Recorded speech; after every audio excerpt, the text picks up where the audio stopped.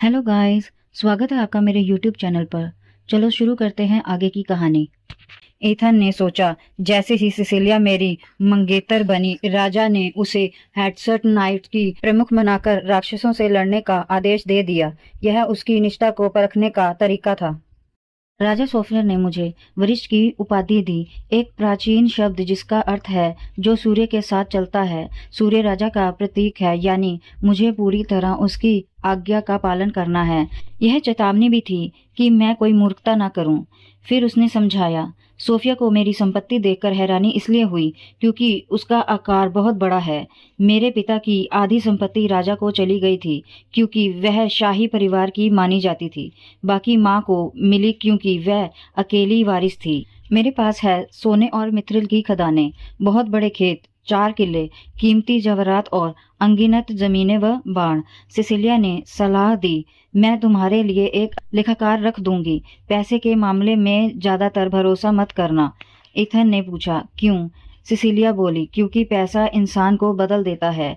लोग नहीं बदलते, लेकिन पैसा उन्हें बदल देता है। इथन ने चिंतित होकर कहा, हाँ, मैं सावधान रहूंगा। सिसिलिया ने मुस्कुराकर कहा, और जाने से पहले हमें एक जगह जाना है। इथन ने पूछा, कहाँ? वह दोनों एक दुकान पर पहुंचे जहां शाही कपड़े सजे थे। इथन ने पूछा, ये जगह क्या है? सिसिलिया ने सुंदर ग्रे कोट, काली शर्ट और सफेद पैंट पहने हुए जवाब दिया, ये जेंट्स की मशहूर लॉर्ड कॉस्ट्यूम शॉप है। यहाँ तुम्हारे लिए कुछ कपड़े सिलवाने हैं। तभी एक युवती लंबा पीला गाउन पहने मुस्कुराते हुए आई और बोली, काफी समय हो गया माय ड्यूक, मैंने सोचा था आप ट्रेसी को भूल ही गई। सिसिलिया ने मुस्कुराकर कहा, मैडम लॉयड, बहुत समय हो गया। वह बोली, ओह नहीं, कृपया मुझे ट्रेसी कहिए। इथन मन ही मन सोच रहा था, मैं काफी समय से यह देख रहा हूँ, सिसिलिया सबके बीच लोकप्रिय है, चाहे पुरुष हो या महिला। सिसिलिया ने ट्रेसी का परिचय करते हुए कहा, यह है आर्क ड्यूक उर्शियस। ट्रेसी चौंक कर झुककर बोली, महाराज आर्क ड्यूक। सिसिलिया ने धीरे से एथन से कहा, महाराज कृपया उन्हें उठने के लिए कहिए। इथन ने कहा, उठिए लॉर्ड। सिसिलिया मुस्कुराई, जी महाराज, अब देखते हैं महाराज पर कौन से कपड़े अच्छे लगेंगे। इथन ने सोचा, यह तो सिसिलिया के बिल्कुल उल्ट स्वभाव की है। ट्रेसी ने कहा, आपका मतलब सामाजिक कार्यक्रमों के कपड़े हैं? सही। फिर उत्साह से बोली, आपकी सारी पार्टी और महफिल के पोशाक मुझे ही बनाने दीजिए। थका हुआ इथन सोफे पर गिर पड़ा और मन में कहा, बहुत थक गया हूँ। ट्रेसी बार बार अलग अलग कपड़े दिखा रही थी। उसे लगा जैसे उसने अपनी पूरी जिंदगी के सारे कपड़े आज ही पहन लिए हों। जब ट्रेसी का ध्यान सिसिलिया की ओर गया तो इथन ने राहत की सांस ली। चलो अच्छा हुआ, अब उसकी नजर मुझसे हट गई। वह सोचने लगा, सिसिलिया अभी तक ट्रायल रूम से बाहर क्यों नहीं आई। तभी ट्रेसी ने कहा, इतने सालों बाद तुम्हें देख रही हूँ, तुम्हारी सुंदरता तो आंखें चकाचौंध कर दें।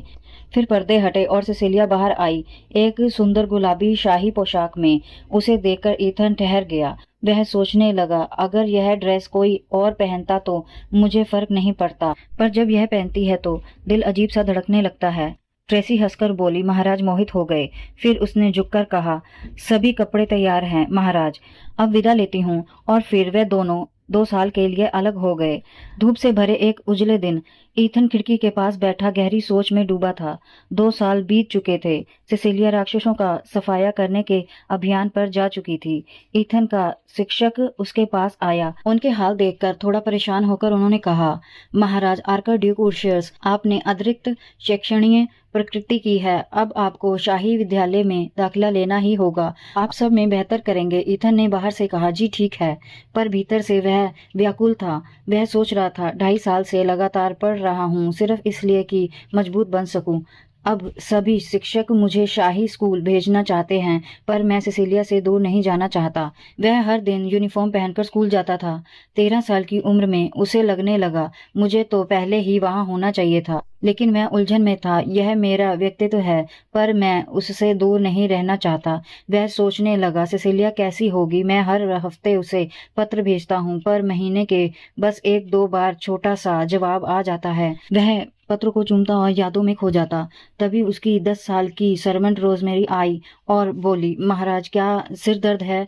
13 साल का सर्वेंट थैन बोला, मैं डॉक्टर आर्सन को बुला लाता हूँ। इथन ने सिर थामते हुए कहा, कोई हंगामा मत करो, दवा या खून, कुछ भी हो, मुझे फर्क नहीं, बस सिसेलिया को मत बताना। रोजमेरी ने पूछा, क्या मैं गर्म सूप और गर्म वाइन मंगवा दूं? ईथन ने कहा, हाँ वाइन ले आओ। वह सोचने लगा, थैन और रोजमेरी दोनों यहाँ है, पर मुझे यह खलता है कि सिसिलिया मेरी उम्र की नहीं है। रोजमेरी उसकी किताबें समेटते हुए चली गई। थैन ने कहा, यह वही नौकरानी है जिसे लेडी सिसिलिया ने आपके लिए चुना था। ईथन ने जोड़ा, मुझे बच्चों जैसा बर्ताव पसंद नहीं, लेकिन यह सिसिलिया की दी हुई है। रोजमेरी ने उसे गर्म वाइन का प्याला दिया। ईथन ने उसे धीरे धीरे पिया। वह सोचने लगा, सिसिलिया को भी तो गर्म वाइन पसंद थी। फिर बोला, काश वो भी यहाँ होती। वह खिड़की के बाहर देखते हुए बोला, कहीं वो जरूरत से ज्यादा मेहनत तो नहीं कर रही। अगर उसे कुछ हुआ तो मैं कुछ नहीं कर पाऊंगा। मैं उसके लिए ताकत बनना चाहता हूँ, इसके लिए मुझे सब कुछ पाना होगा, सिर्फ पद और दौलत नहीं। उसने पहला खिड़की पर रखा और देखा, सूर्य की रोशनी में वाइन लाल चमक रही थी। वह बोला, मिसाल के तौर पर राजा की गद्दी नहीं, मुझे वो वापस लेनी होगी। रोजमेरी ने चिंतित होकर पूछा, महाराज आप ठीक हैं? ईथन को चक्कर आने लगे, शरीर सुन्न होने लगा। थैन घबरा गया और डॉक्टर को बुलाने दौड़ा। ईथन सोचता रहा, जब मुझे बचपन में अगवा किया गया था, तब से मेरा शरीर धीरे धीरे कमजोर होता जा रहा है। 1 साल की उम्र तक हालत इतनी बिगड़ गई थी कि टूट सा गया था। अब इलाज से थोड़ा संभला हूँ, लेकिन डॉक्टर आर्सन ने उसे देखा, इलाज किया और कहा, इस बीमारी के बाद दर्द लंबे समय तक रहेगा। ईथन बेहोश होता जा रहा था, सोचते हुए, सिसिलिया युद्ध के मैदान में है, मैं यहाँ बिस्तर पर पड़ा हूँ। काश जब मैं जागूं तो वो मेरे पास हो। सपनों में उसने कहा, सिसिलिया मैं तुम्हें देखना चाहता हूँ। अब तो सब हम ही हैं, परिवार को साथ होना चाहिए। मुझे तुम्हारी बहुत याद आती है मेरी प्रिय सिसिलिया। और सिसिलिया अपने दुश्मनों से युद्ध में लगी हुई थी। वह अपने सैनिकों को आदेश देती हुई चिल्लाई, एक भी दुश्मन को मत छोड़ो, सबको एक जगह पर घेर लो। ईथन सोच रहा था, मुझे नहीं पता वहाँ का मौसम कैसा है, यहाँ तो इन दिनों हालात कुछ ठीक नहीं रहे। मेरा तो अब तक समाज में औपचारिक परिचय भी नहीं हुआ, फिर भी मुझे ढेरों निमंत्रण मिल रहे हैं। वह सोचता रहा। वह आगे बोला, इसमें से कुछ लोग, जैसे कि सिसिलिया कहती है, सिर्फ मेरा धन छीनना चाहते हैं। उनमें से राजा महामहिम साहित्य कई लोग हैं, इसलिए मैं बहुत सावधान रहता हूँ। मेरी पढ़ाई ठीक चल रही है, भले ही थोड़ी निराशाजनक लगती है, कभी कभी घबराहट होती है, क्योंकि मुझे पता नहीं चलता कि मैं कितना अच्छा कर रहा हूँ। अब कोई शिक्षक भी नहीं है जो मुझे डांटे, इसलिए मुझे खुद ही संभल कर रहना पड़ता है। मैं तुम्हारे जवाब का इंतजार करूंगा। मैं तुम्हें प्यार करता हूँ। दूसरी तरफ सिसिलिया स्नान कर रही थी। गर्म पानी के टब में वह बैठी, वह स्मोकिंग पाइप पी रही थी। तभी लियोन अंदर आया। सिसिलिया ने कहा, मैं नहा रही हूँ। मजाक में लियोन ने अपनी आंखें ढकते हुए कहा, ओह तुम तो मुझे अंधा कर दोगी। हा हा, मुझे पता है, चिंता मत करो, तुम इतनी सुंदर हो कि तुम्हारी चमक से कुछ दिखता नहीं। सिसिलिया ने नौकरानी से पत्र मांगा और लियोन ने बताया कि वह आज की लड़ाई की रिपोर्ट है, हमने एक भी गलती नहीं की। उसने रिपोर्ट देखने की अनुमति मांगी, जिस पर सिसिलिया ने कहा, ठीक है देख लो। फिर लियोन ने जिज्ञासा पूर्व पूछा, तुम आर्कड्यूक के पक्ष में क्यों हो? सिसिलिया ने समझाया, जैसा कि तुम जानते हो, मेरी विरासत को लेकर झगड़ा चल रहा है। मैंने ये सब उसे सुलझाने के लिए किया। लियोन ने कहा, खैर इसके लिए एडसर्ट को दांव पर लगाने की कोई जरूरत नहीं थी। सिसिलिया ने नाराज होकर पूछा, तो तुम मुझसे नहाने के समय मिलने आए हो, सिर्फ यह देखने के लिए कि मैं कहीं भाग न जाऊं? मुझे अपने रिश्तेदारों का सम्मान करने के लिए आर्क ड्यूक का सहारा चाहिए था। वह मेरी विरासत को अपना बताकर हेडसेट पर दावा कर रहे थे। लियोन झिलाकर बोला, महारानी आप मुझे मूर्ख समझ रही थी। कोई हेडसेट के भीतर से भी राजी हुआ होगा। उन्हें बस इस दुनिया में जीना सीखना पड़ा है। गुस्से से लियोन बोला, इससे यह तथ्य नहीं बदलता कि तुमने उसे धोखा दिया। गद्दार को पहले ही चाल में पकड़ा जाना चाहिए। सिसिलिया सोच में डूब गई। किसने किसे धोखा दिया? शायद उसने, लेकिन मैं खुद को गद्दार नहीं मानती। शायद इसलिए क्योंकि मैं हमेशा मौत के करीब जाती रही हूँ। मुझे लगता है मैं एक धुंधले से क्षेत्र में खड़ी हूँ, ना पूरी तरह जमीन पर ना पानी में। मुझे सबके फैसले लेने चाहिए, लेकिन मैं खुद से क्यों लड़ रही हूँ? फिर उसने आदेश दिया, उसे ढूंढना और सजा देना बंद करो, समझे? लियोन ने मजबूरी में हामी भरी। सिसिलिया मुस्कुराई। अगली महीने यह युद्ध खत्म होगा। सिसिलिया अब युद्ध के बीच घोड़े पर सवार थी। उसने सोचा, 1 महीने से भी कम में राक्षसों को मार गिराया, इस बार किस्मत साथ थी। अब कुछ दिन चैन से रहेंगे। उसी समय एक सर्वेंट दौड़ता हुआ आया। आपकी कृपया, महाराज आर्कड्यूक बीमार पड़ गए हैं। सिसिलिया वहां से रवाना हुई। वहां पहुंचकर उसने डॉक्टर से पूछा, उन्हें कब से ठीक नहीं लग रहा है। डॉक्टर ने कहा 3 हफ्ते हो गए। सिसिलिया गुस्से से बोली, जब मैं गई थी तब वो बिल्कुल ठीक थे। डॉक्टर ने हंसते हुए कहा, यातना के जहर का असर है, पर जल्दी ठीक हो जाएगा। ईथन बेहोशी में बार बार उसका नाम पुकार रहा था, सिसिलिया सिसिलिया। रोजमेरी ने कहा, आप कई दिनों और रातों से सफर कर रही हैं, थोड़ा आराम कर लीजिए। सिसिलिया ने कहा, ठीक है, 1 कप चाय ला दो। चाय देते हुए रोजमेरी बोली, डॉक्टर आर्थन अजीब बर्ताव कर रहे हैं, वो लगातार 4 दिनों से खून निकाल रहे हैं। सिसिलिया ने पूछा, क्यों? थैन ने कहा, वो कहते हैं ईथन कमजोर है, यातना का जहर है। रोजमेरी ने जोड़ा, वो हमें उपहार भी देते थे और कह रहे थे ईथन को मत बताना। यह सुनकर सिसिलिया भड़क उठी, 2 साल में यहाँ आखिर हुआ क्या? सोफिया भागते हुए आया, माय लॉर्ड, कृष्ण ने बताया आर्सन जुए में पैसा हार रहा था। सिसिलिया ने आदेश दिया, अभी उनके बारे में सब पता लगाओ और जानटन व अकाउंटेंट को बुलाओ। ईथन अब भी बेहोश था, लेकिन जब जागा तो उसने सिसिलिया को देखकर कहा, सिसिलिया अब कभी अलग नहीं होंगे, तुम ही मेरी सब कुछ हो। सिसिलिया मुस्कुराई, अब आप होश में हैं महाराज? ईथन ने पूछा, मेरी जान फिर तुमने बचाई? सिसिलिया बोली, नहीं, इंग्रिड ने, जो जड़ी बूटी की माहिर है। फिर ईथन ने जलने की गंध महसूस की। सिसिलिया बोली, वो इंग्रिड है, जड़ी बूटी जला रही है, तुम्हें कुछ दिन तक यही पीना होगा। ईथन ने पूछा, और आर्सन? सिसिलिया बोली, उसे राजधानी के गार्डन से पकड़ा गया है, कल मैं उसे मिलने जाऊंगी। ईथन ने चौंक कर पूछा, राजधानी गार्डन्स?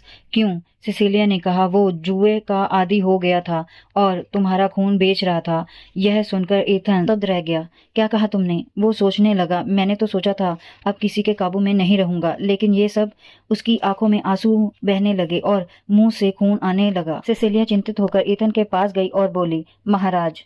वह गुस्से से चिल्लाया, उन्होंने कैसे हिम्मत की मेरा खून किसी ताबीज की तरह इस्तेमाल करने की, जबकि मैं यहाँ सांस लेने के लिए भी जूझ रहा हूँ। कैसे हिम्मत की उन्होंने?